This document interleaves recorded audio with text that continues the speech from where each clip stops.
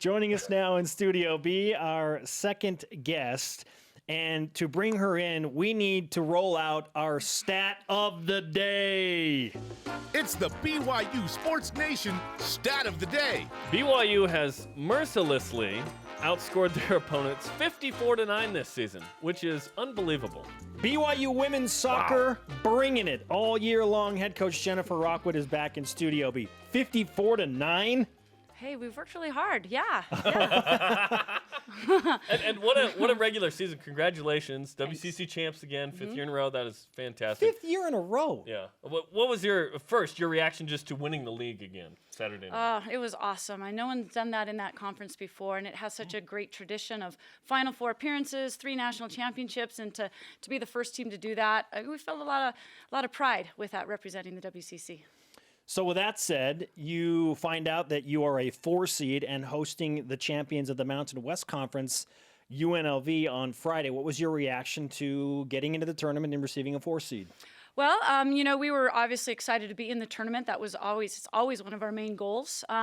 We played a really tough non-conference schedule in hopes of at some point trying to get some home games in the NCAA tournament. We have such great fans, and we just play great soccer here in Provo. And so we were hoping for maybe a 1 or a 2 to give us an opportunity to play. And we just didn't get that. We were 4 seed, and that's all right. We get 1 game at home, and we've got UNLV. They're going to be a tough opponent. They haven't been to the NCAAs, I think, for a while, so they're going to be excited and stoked to be there, and we're just ready to roll.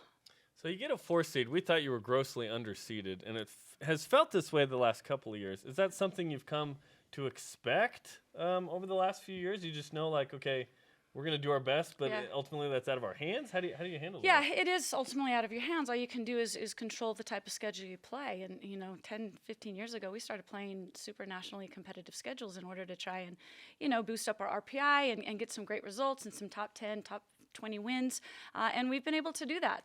And, when it comes down to the tournament, again, you have no control over that. And we've had a great season. We've been ranked in the top 10, really the top 6 all year.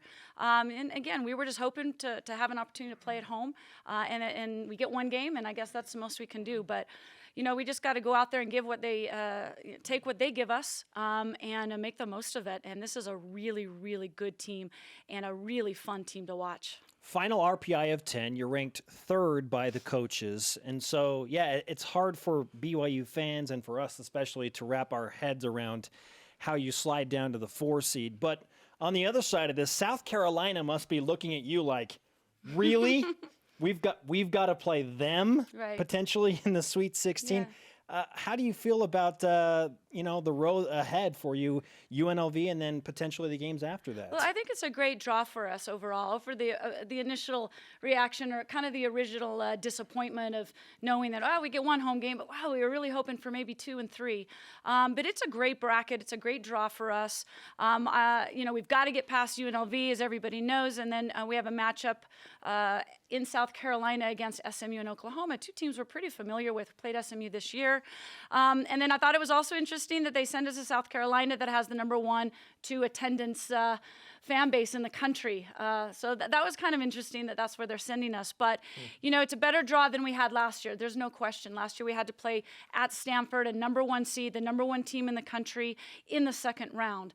And so as you look at it that way, I'm pleased with the draw and the bracket and the road that we have. We just focus on Friday night, and then we take a look what comes on after that.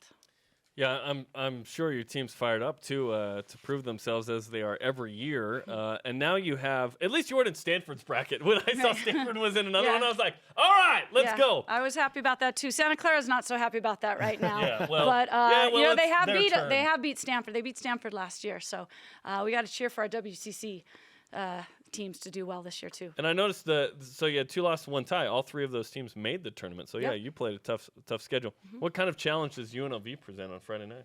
I don't know much about them. They used to obviously be in our in our conference, so we played them quite often every year. We played them this spring. Past couple springs, we go down there and play them. I don't really know a lot about them, other than they've had a great season. Anytime you win 16 wins, that's a lot of wins for a team. I know they haven't really played an opponent similar to us yet, so we're hopeful that our our speed of play, our attack, our high pressure can make them uncomfortable, which is, it doesn't matter who we play. We try and do what we do and try and get better at that. So this week we'll continue to get better on our attack and our finishing, and we just really want to overwhelm our opponents. So that's the plan against UNLV. But they just haven't seen a team, I think, as lethal as we are on offense. Yeah, a team that has outscored their competition 54-9.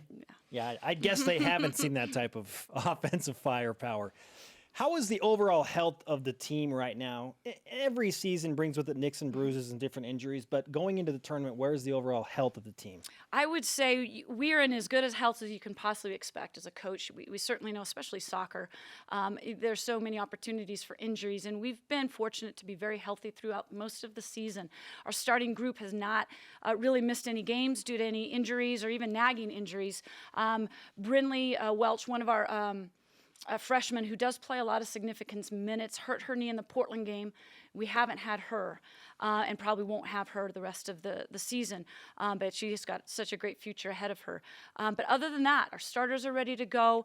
I believe the bench is just coming out and doing an amazing job, for opponents to have Ashley and Nadia and Murphy come out, and then you put in Maddie Lyons and Joss and Sid and Elise and Lizzie. I mean, same speed, same technical ability.